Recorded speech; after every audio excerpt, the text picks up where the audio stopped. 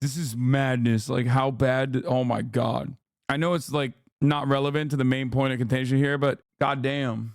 I'd point out, Wolf, as indications are that it's Western style vehicles, the ones that have been given to Ukraine, that are conducting most of this attack. It appears that strikers in the air are in the areas. They move fast, they're very mobile, they're very quiet, and they're exactly fitted for this kind of operation that would be a quick strike inside of a country and then a pullback very. I mean, there is a reason why America was like holding back, or at least telling Ukraine not to utilize American weaponry in anything that passes the boundaries of the Ukrainian, like the Ukrainian nation, right? The Ukrainian national boundaries. Once America was like, okay, maybe we'll let you strike certain targets inside of Russian airspace in an effort to prevent any kind of logistic help that Russia gets from inside of Russia on the border towns. All of a sudden, they're using American machines to strike inside of Russia. I feel like that's an escalation ultimately of it's an escalation that brings America closer to what Putin might consider a violation. I don't know. I don't know if this will be successful in terms of, like, maybe they should annex it. Maybe they should do a fucking a democratic vote on the Russian population there to see if they're interested in being permanently annexed by Ukraine, and then they can do a fucking little swaparoo, you know what I mean? Like, I don't know what the fuck they're thinking. Ukraine said it won't. Yeah, Ukraine Mia. Doesn't that just make it easier for Putin and Russia to set up false flag situation with headlines about U.S. weapons in Russia, etc.? I know the goal is to divert manpower from the southeastern front, but considering the nature of the assault, doesn't that also shut them off completely from this is a suicide mission. You know what I mean? Like, it's a suicide mission for the 300 troops that went in. Like, I feel like it is it's like a reverse Uno, a YOLO, a last ditch effort. Tighten its conscription. Like, the thing I don't understand is, like, you said no, they could ideally hit, then immediately pull out. Because you are correct, they wouldn't be able to hold it. They won't be able to hold it logistically. It's impossible.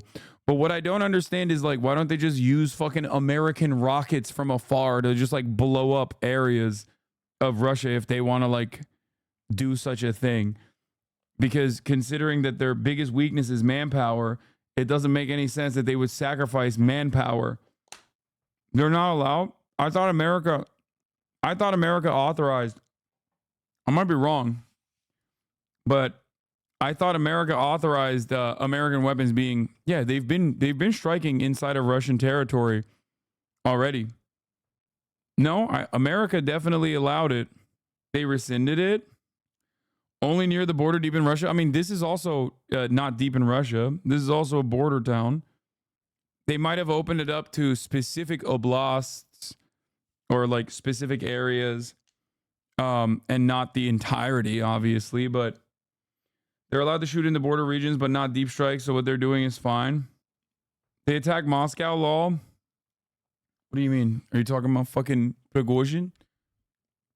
Or are you talking about, like, drone strikes here and there, like minor acts of terrorism? Because all that stuff you could just, like, that's definitely not the same. What I'm talking about is, like, American missile systems. That's very different than, like, a drone strike here and there.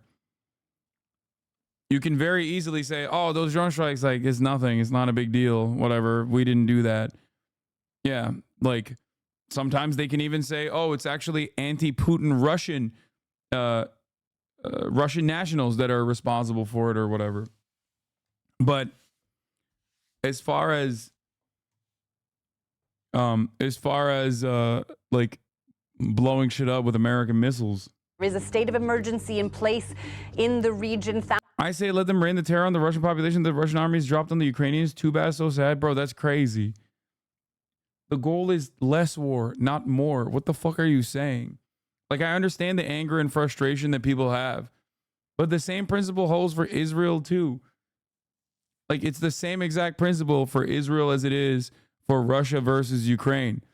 The goal is to avoid further casualties. Just last try, the U.S. is specifically not allowing Ukraine to use ATACMs and other long-range weapons to target anything inside Russia proper.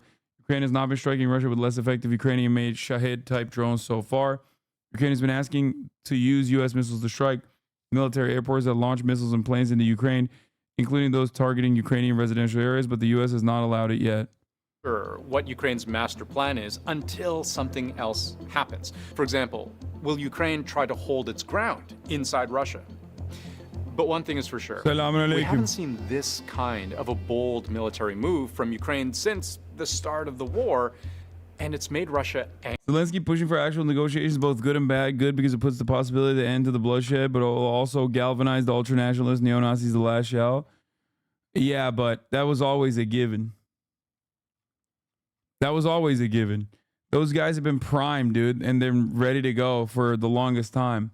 He's cooked either way. It's always a good thing to seek out peace and an end to the senseless bloodshed. Ukraine themselves want war until Russia leaves. I stand with them. Okay, bro. Go stand with them. Like, if Palestinians in Gaza right now were saying, no, we don't want a fucking ceasefire. We want Israel to keep blowing us up and we want to be able to fight back, I would still have the same position. I'd be like, I don't care what they are saying. I think that there should be an immediate ceasefire. As a matter of fact, Palestinians are not saying that, of course, but there are some leftists randomly on Twitter that have actually maintained a position such as that. And to them, I say, who gives a fuck? Okay? Very random. Like, not a lot. Not a lot of people have said this. It's super, super, super marginal. Okay? Super marginal. Very passionate people have said things such as this one. But ultimately, it doesn't fucking matter. You can have your own opinions on the matter that may not even correspond to the opinions that the group of individuals you're talking about have said time and time again. I don't know. I don't also know what the actual accurate polling looks like inside of Ukraine in terms of like continuing the war. In terms of continuing the war unconditionally, no matter what. I don't know. Like, especially as it stands. Your point only makes sense if Palestine's got a position up on Israel. Palestinians don't have a position up on Israel, but the Ukrainian forces don't have a position on Russia either. What are we talking about? Like, do you think that the Ukrainians are do you think that the Ukrainian forces have made like phenomenal leeway so far? Positions have only hardened in terms of like Russia taking over more Ukrainian territory. It's just like anything east of the Dnieper River is now seemingly permanently annexed Russian territory. Russia currently holds 18% of Ukrainian land and will easily get that after negotiations. So stupid of the West to just throw the country into the grinder.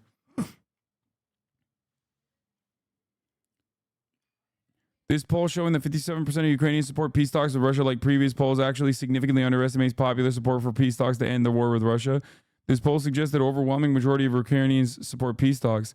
As I said before, poll results in Ukraine were skewed due to social desirability bias, fear to express views, contrary to undemocratic government, and exclusion of occupied and annexed regions of Ukraine.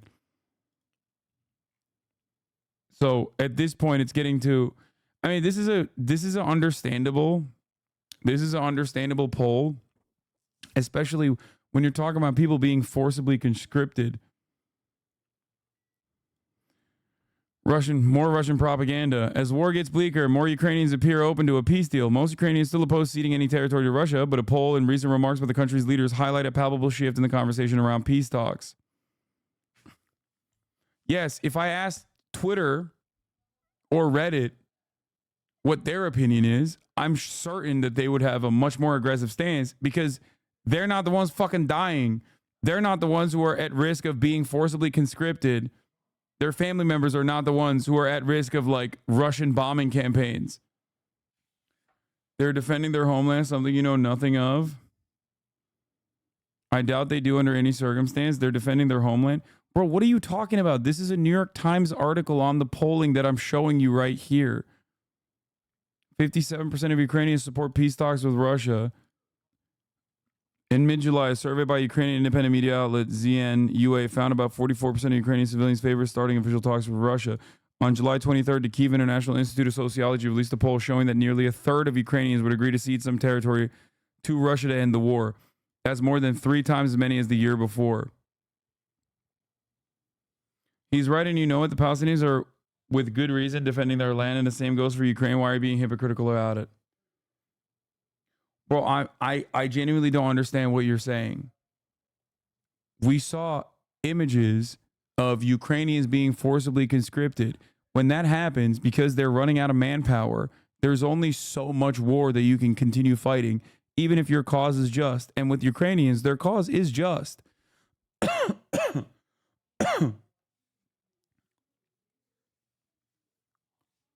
Ultimately, we're talking about a ceasefire, okay? You are aware that Russia could just go back to Russia? I am, and I wish they would, but I don't think Vladimir Putin gives a fuck about that.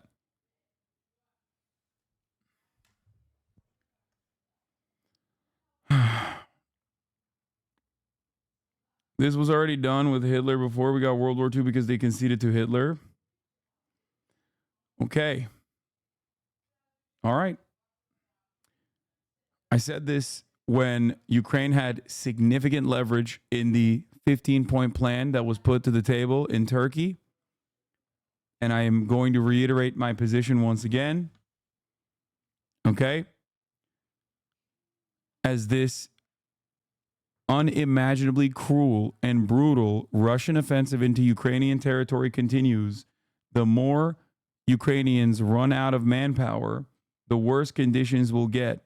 Because after a certain point, it's not about the best weapons that America can offer the Ukrainians, which they have already, due to political reasons, have never really been forthcoming with to begin with.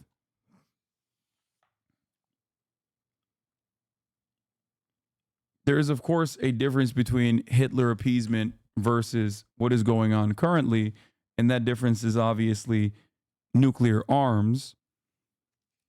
Nuclear arms and mutually assured destruction is the reason why Russia doesn't go into NATO territory. 1/3, Lamar, that's 2/3 that don't want to cede territory at all.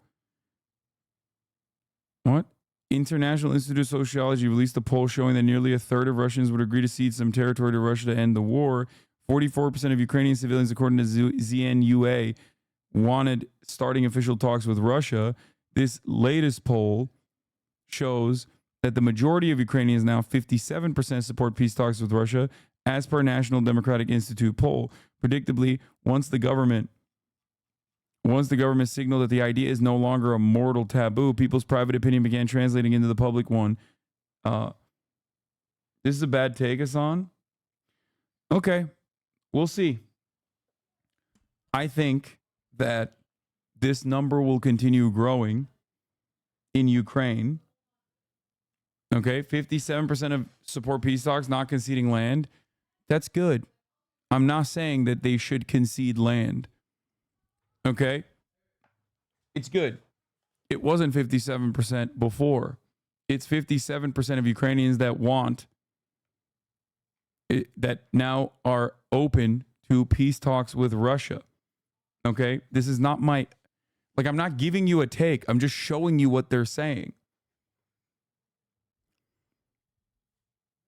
And those numbers are only going to continue increasing.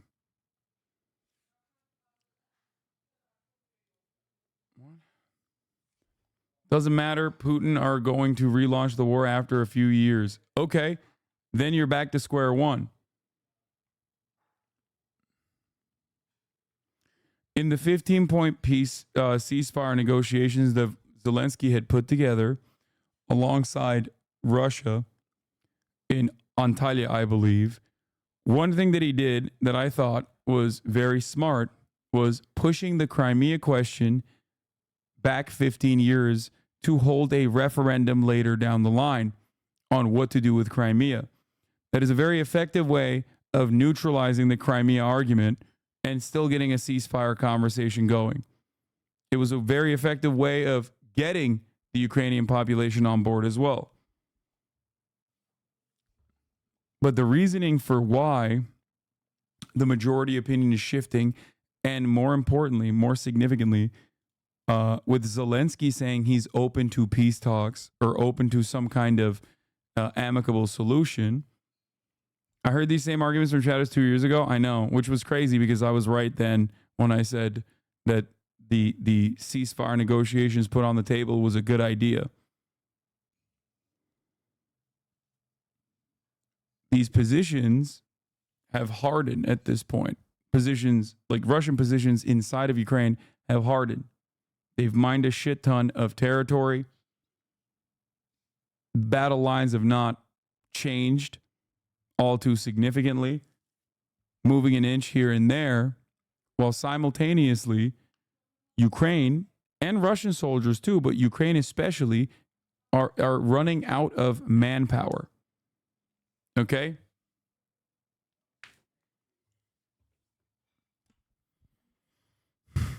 Why is chat so annoying when Russia-Ukraine is brought up? Can you explain? I wasn't in here.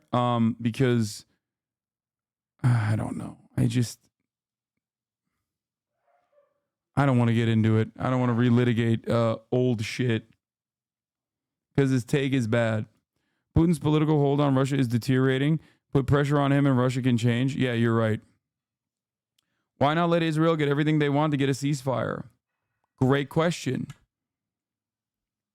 The three-phase ceasefire negotiation is literally just to get a ceasefire. What Israel wants to do is continue bombing. If Israel was like, hey, you're right, we will do the three-phase ceasefire, then that's great. Israel, on the other hand, because they have unlimited support from the United States of America, don't even want a ceasefire. They just want to say that they want a ceasefire, but they actually don't want a ceasefire. They openly communicate their desire to not have a ceasefire at all.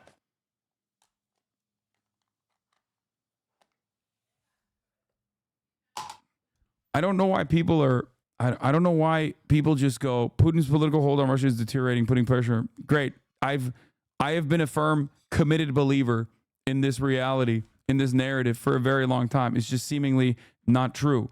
And I also know this from my own personal experience in Turkey. We've had this same exact fucking, then let Ukraine counterattack. I don't have an issue with the Ukrainian counterattack. I never said it was a fucking, then let Ukraine counterattack. Did you see me say, hey, wow, that's really fucked up. I can't believe they're, how unconscionable, how fucked up. I can't believe they're counterattacking. No, I just don't know how. You don't want them in Russian territory? No. Are you listening to the words that are coming out of my mouth, or are you hallucinating my positions? I said, I do not know the tactical efficiency of this Russian incursion, of like going into Russia. I even made a joke about annexing it by holding a shambolic election. Does it appear to you like I am saying like, oh my God, I can't believe they're counterattacking? I missed a bit of the stream. Okay, apologies. I mean no offense. Why are you so gung-ho then? Why are you so gung-ho? Put pressure on Putin is literally the same fucking energy as, why don't you tell Hamas to release the hostages, bro? The fuck are we talking about? You have no way of communicating your desires to Hamas in this situation. Although the dynamic is dramatically different. I'm not making a moral equivalence between Hamas or Russia and Russia. Make no mistake. But it's the same as like, why don't you go fucking protest at the Trump rallies? Why don't you go tell Hamas to fucking release the hostages? It's like, this is not how this works. You know what I mean? This is leverage. Why the fuck would they give up their leverage? I just don't understand why you motherfuckers don't go and fight in Ukraine. I just don't understand it. Ukraine invading Russia is the leverage here. We'll see. I'm saying I don't know if it's an effective strategy or not. I don't have, I'm not going to sit here and be like, wow, how immoral that Ukraine invaded Russia. That would be a laughable notion and utterly hypocritical.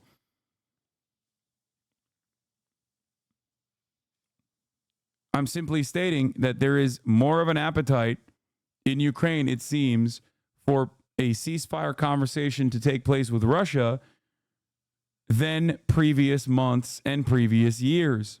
The reason why I see that is because I've reported on this matter. Ukraine is running out of manpower.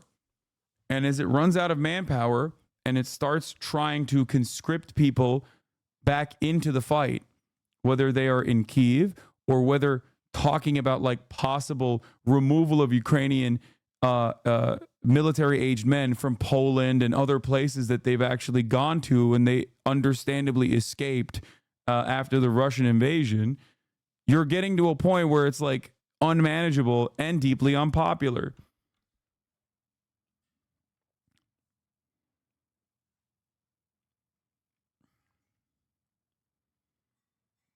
I love it when experts don't know why Ukraine is invading Russia, but chatters are absolutely certain. I mean, it makes sense. Like, it makes sense that they want to have some kind of leveraging position. So that's not like an unfair suspicion to have.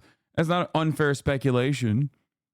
Like, I don't think it's like I don't think it's out there to say like, yeah, they just want some kind of bargaining chip.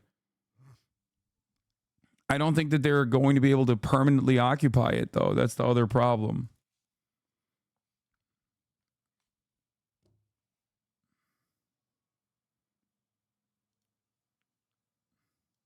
I'm part Ukrainian and Native American, and this topic is near to my heart, and you always seem against Ukraine. If I was against Ukraine, I would be making pro-Russian arguments, such as Russia has a right to hold Ukraine. Ukraine is actually the Ukraine for the longest time because it means the border isn't the border of Russia, or any number of different like weird Duginist, ultra-nationalist narratives. There are plenty of people who do such things. I could be easily pushing Z, as a matter of fact. I could be one of those like MAGA communist style people. That's not what I'm saying at all. My bias is towards peace, as it is the case in Gaza, as it is the case in Ukraine. Okay?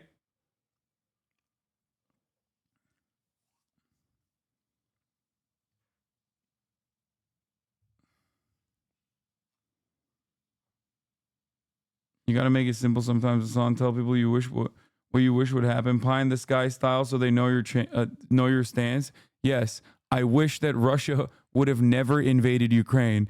I wish that Russia would, withdraw their troops from the invasion of Ukraine. Of course, that's the correct thing to do.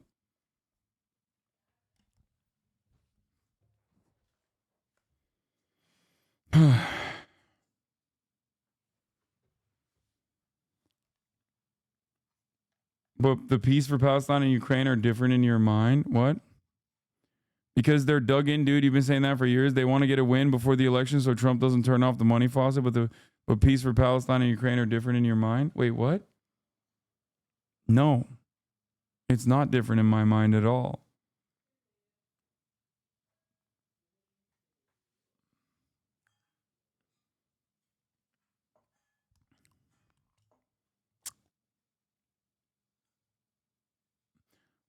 Asking again because I got lost in the chat. What do you mean when they say pushing Z? Pushing Z is like what? Like being pro-Russia, being pro-Putin.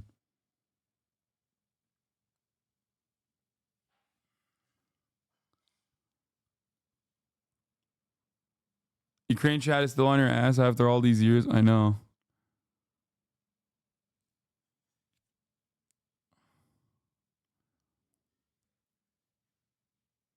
I just don't think people actually listen to what you say about Russia and Ukraine and make up their own ideas as to what you believe. Yeah. No, that is what it is.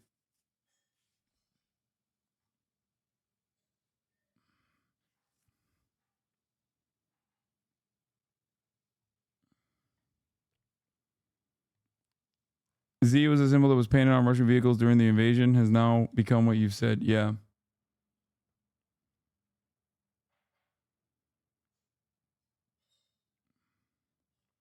Do you think Finland is in danger? No. No, I don't think Finland is in danger. Bro, what do you mean? Yeah, Russia did such a good job invading Ukraine and overtaking the entirety of Ukraine.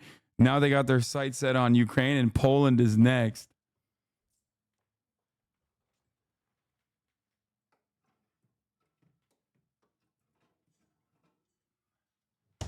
Someone said, I wish Moldova Mama Liga was in here. Bro, like pro-NATO liberals turn into Moldova Mama Liga at a moment's notice.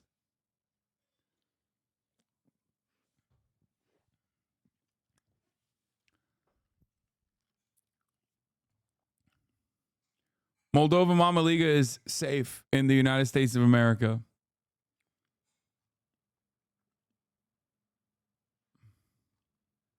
He's here in the bosom of empire. All right, let's get back to some fucking insane shit. I don't understand what you want Russia to do in this situation with Zelensky facilitation. NATO put their armies around Russia. Here's a really good and very solid thing that they could have done. Continue dealing in trade by offering energy to European trade partners and reassert the Minsk agreements and showcase the hypocrisy of the West by constantly ramping up pressure, saying that there is they do not have sights set on Ukraine at all. And that, you know what? They should do what China does. You know, they should do what China has done consistently, despite saber rattling from the United States of America and its allies in the region, which is to not invade a fucking country and kill a shit ton of people and just keep doing fucking trade. America tries its very best to try to kickstart a war against China too. All the while, China has made itself an irreplaceable trade partner.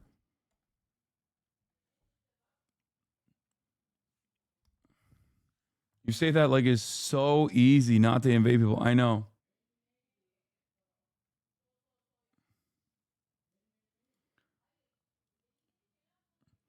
I don't think the U.S. cares to end the war there. They look to prolong it, in fact. I mean, yes, but, you know, that's besides the point. I love you, man, but China's been bullying his neighbors for quite some time, Lamau. Bro, this conversation is so fucking ridiculous when we're talking about Russia invading and murdering a shit ton of Ukrainians. Okay? Yeah, dude, I know. They fucking spray Filipino boats with water. Okay? That's insane.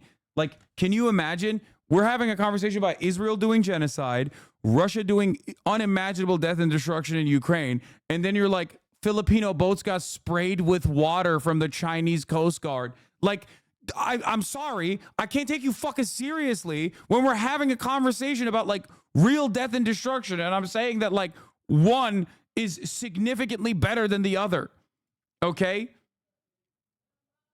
Like, that's insane, dude. Like, do you understand what I mean? Do you understand what I mean? And then motherfuckers go, China apologists. Like,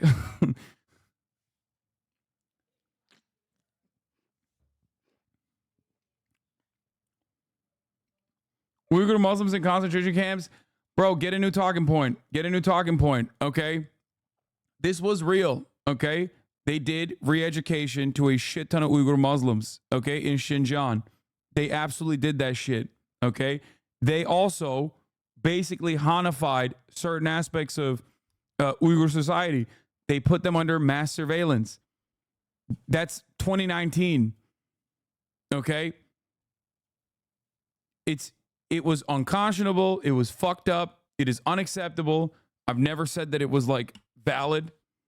I've never said that it was appropriate or just. But you're operating on shit that they did in 2019 as though they're still doing it. And it kind of makes it feel like your interest is specifically to just say, they're doing this, they're doing this, they're still doing this.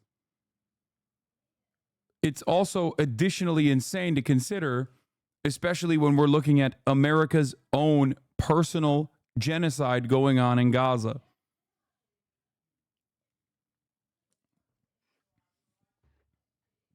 Like, it's so obvious. You don't give a fuck about Muslims. Are you secretly a conservative and just pretend to be a leftist for money? Am I a fucking Chinese operative or am I secretly a conservative? Which one is it?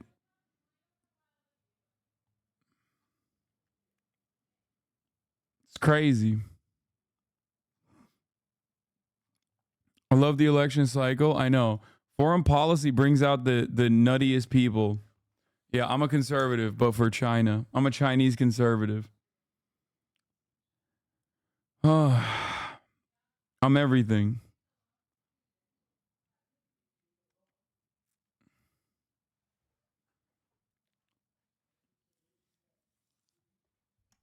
Like, it feels insane to have this conversation.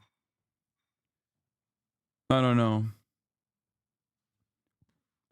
As a Ukrainian, I wanted to thank you for your sober position on this issue. I've seen some other leftists be disrespectful to my people, but your position made me listen to other things that you have had to say and learn about Israel's genocide in Gaza. Holy shit. Thank you for saying that.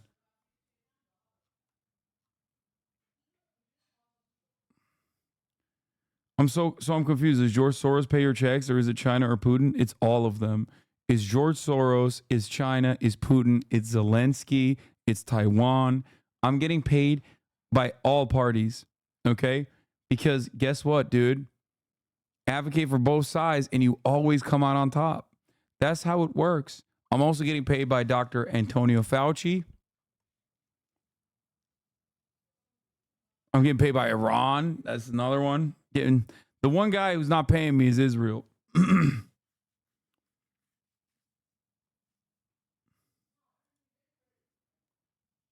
The ultimate grift. Yeah. Learn from the best. Erdogan, the watermelon salesman.